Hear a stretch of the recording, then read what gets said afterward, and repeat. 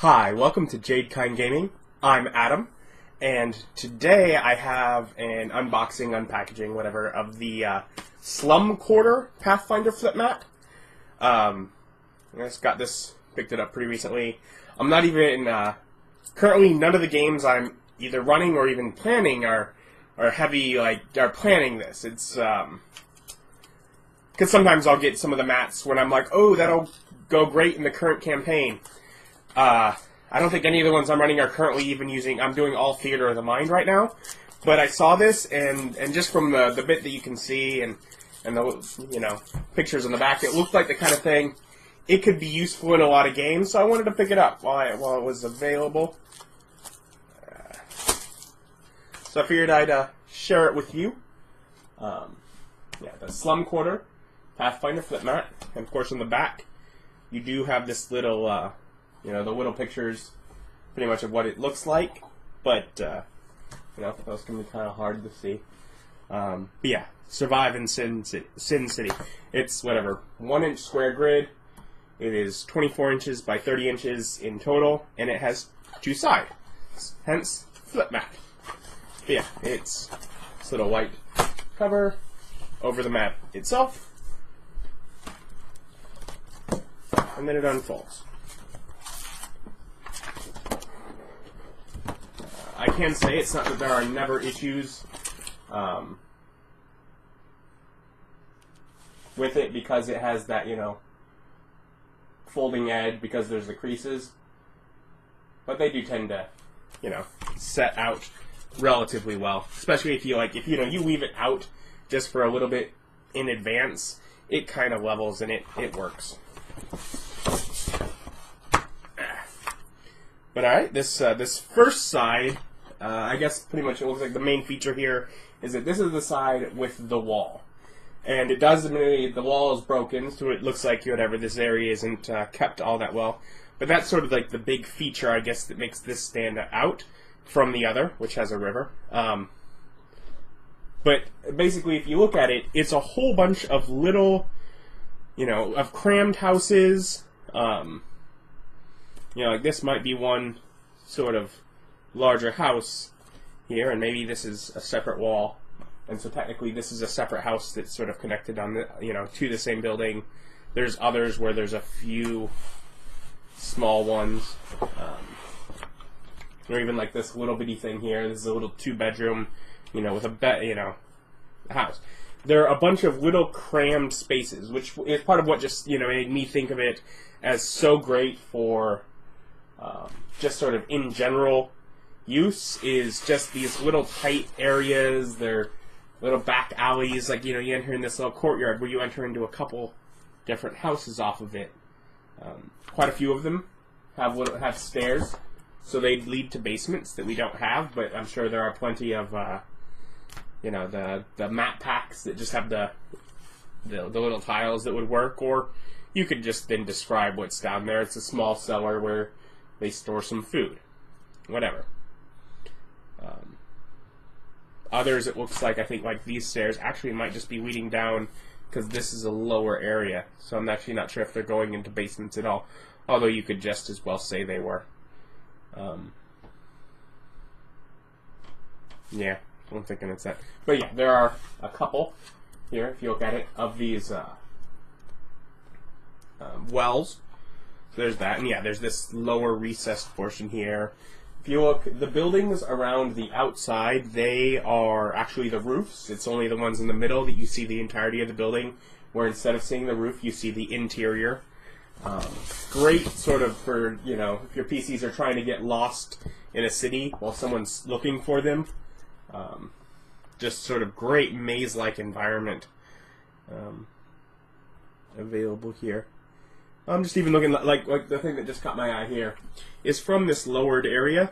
There's actually this flight of stairs up that goes into this little 10 by 10 house where the only entrance is from, you have to go through here and come up here. While all other sides are, accessible to the outside, in order to enter, you kind of have to go around a bit of a weird way. But yeah, it's, so big maze of houses. And then, of course, there's another map on the other side. which, as I said, is cut in half by a river. Again, the houses on the outside of this are roofed, and the interior ones have, the inside of the map has the interior houses, and they do. You have where your beds are, desks, barrels for where stuff is stored, and yeah, again, that same sort of maze-like, cramped feeling. You have this bridge that crosses the river, which is broken off here at one point, and which has a bunch of houses sort of on the bridge that's sort of crossing. You get a little fence here. I notice here, that blocks off. It looks like, I think it's a fence, whatever. And, of course, some docks that go out onto the river where there's all these boats that are tied up. So, this could be a spot where, the only way people are eating is they're catching their own fish. But yeah, again, that same sort of maze-like environment. Also, with this sort of bridge passage between these two halves, could very much be a, one side has fallen and defend, from, onslaught from the other, where most of it's coming through here, but maybe some people are going to try and get over across the river. But either a great, defense or, sort of if the players are pushing against someone that's trying to keep them and whatever group they're leading out of the city. It's a great choke point sort of feel to it. That really isn't, because technically there are these other options with the river, but of course there'd be hazards there.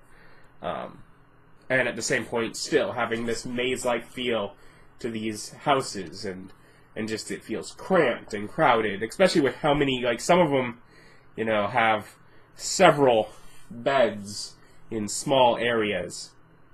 It just feels overlived, and yeah, just that very crowded feel to it. I did notice here we actually have a couple that, well, technically you might think those could be mats on the floor, or they could just be like rugs. It's just kind of the way I took them. I take the ones with pillows as beds, and the ones without pillows as not beds. But essentially, there's a couple buildings here that it looks like basically could just be like little work offices, or some businesses as in addition to residences. While others, like this one, feels like this is a residence in the back, but it might just be a business in the front half. Maybe they're they whatever, you're right by the river. Maybe they're net makers or something, and they're just sitting in there all day, weaving nets for people.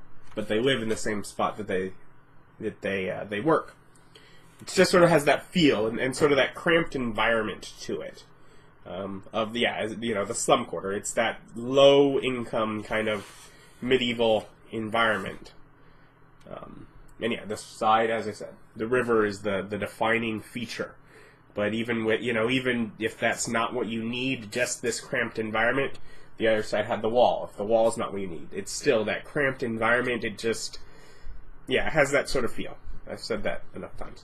But yeah, so they're 1-inch graded maps, and they're 24 by 30. Yeah, inches total. So that's 24 squares by 30 squares. But yeah, big mats, pre-made. They work with wet erase and dry erase markers. They point out you can do permanent, and with a technique that involves dry erase, remove it. I still would never do that.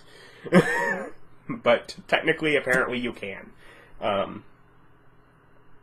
But yeah, personally I use the vis-a-vis, the wet erase, if ever you have to make markings on them. But otherwise, in general, unlike what I do with a lot of vinyl maps, where I'd have to make my own map, I almost never have to write anything on here unless it's, corpse, and I want to make a mark there because it'll be needed later. Usually these, they're beautiful as is. They're already pre-made. It's really easy. They're a great thing if you just need an environment that doesn't have to be exact, or some of them where it's needed to be exact. I've made it exact based on the map. I'll start with the map, because sometimes I'll get them before I know what they're going to be used for like this. And I'll end up making the story around it, because it's just a great environment to set something in. So if you're doing gridded combat, or also sometimes if it's just sort of you want to play out a sort of tactical puzzle environment sort of thing, it might not be designed for actual combat, but sort of in that same feel of the tactical feel. They're a great way where you don't have to draw out the map yourself, and you get a lot of detail that was put into it, which can also prevent sometimes if you're drawing it out, all of a sudden your players are like, hey, you detailed that one room really well. That must be important. Here, they don't get that. They're all detailed. Everything is detailed. So, yeah, those are the Pathfinder flip mats, and this is the Slum Porter. I will put a link down below where you can find it online. Or, of course, you could check it and see if they have it at your friendly local gaming store. But yeah, so you can check that out, and have a great day. Bye.